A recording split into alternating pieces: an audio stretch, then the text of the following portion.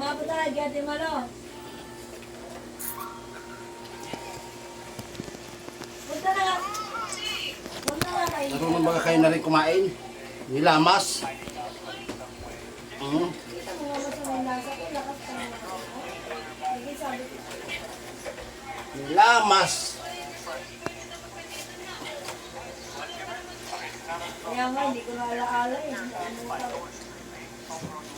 Sige na, dyan ko na sa Ate Malo. Punta na lang kayo doon. Nilamas na puso. Bakit? Kainin nyo na rin. Ito na rin. Hindi naman yun. Ang dumi. Sige na, Adjad. Adjad ko lang na si Ate Malo. Ang hirap maglamas to. Oh!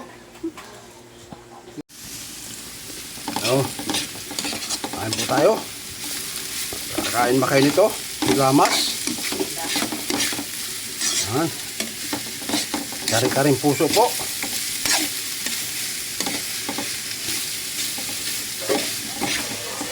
Ito ang ulam namin lagi nung kami nasa probinsya pa. Yan, bago magdaan sili, oh, namumula-mula. Ayun naman din na rin sarap.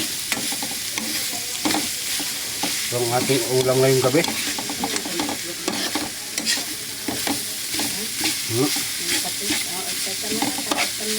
Ingat, alasahan ko muna at baka may lason.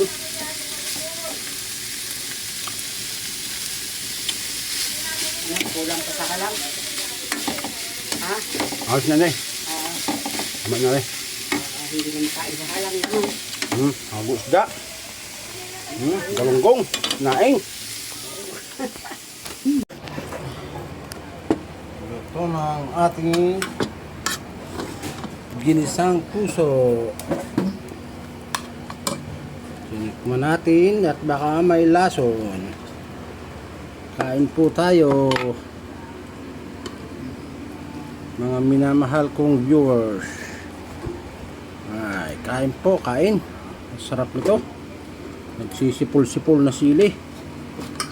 Ay, mahirap lang po ang pupuso nito.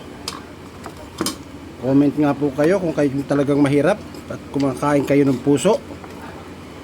Pwede po paki-comment. Ang hindi po magko-comment nito, ibig sabihin mayaman sila. Yung nakapanood ng video na to, mayayaman po yan. Hindi sila kilala ang puso ng saging. First bite para po sa inyong lahat. Init.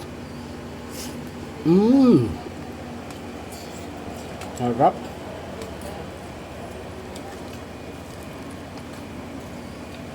Kayo po ay katulad kong mahirap,